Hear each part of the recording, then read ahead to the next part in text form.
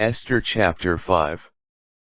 Now on the third day, Esther put on her royal garments, and stood in the inner courtyard, looking toward the royal palace, while the king was seated on his royal throne in the audience chamber, facing the palace doorway.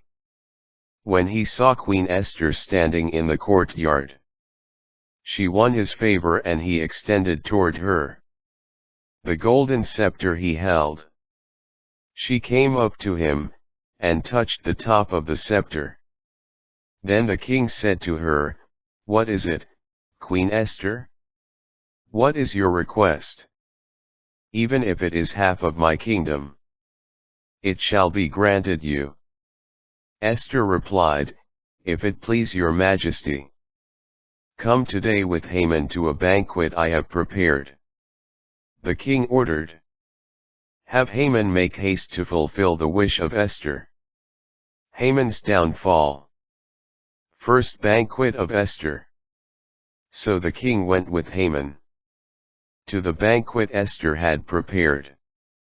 During the drinking of the wine, the king said to Esther, "Whatever you ask for shall be granted, and whatever request you make shall be honored, even if it is for half my kingdom."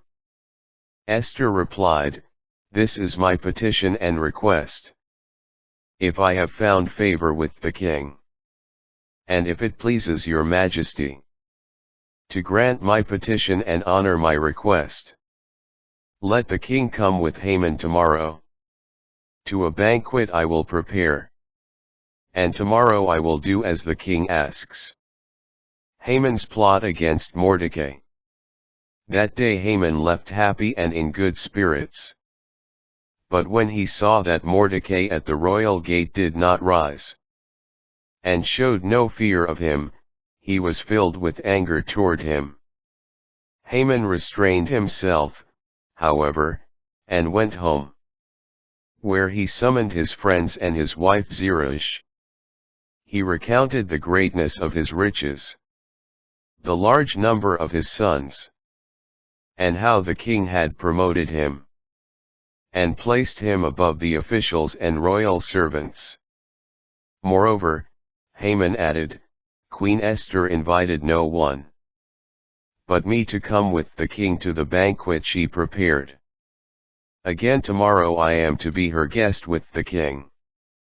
Yet none of this satisfies me as long as I continue to see the Jew Mordecai sitting at the royal gate."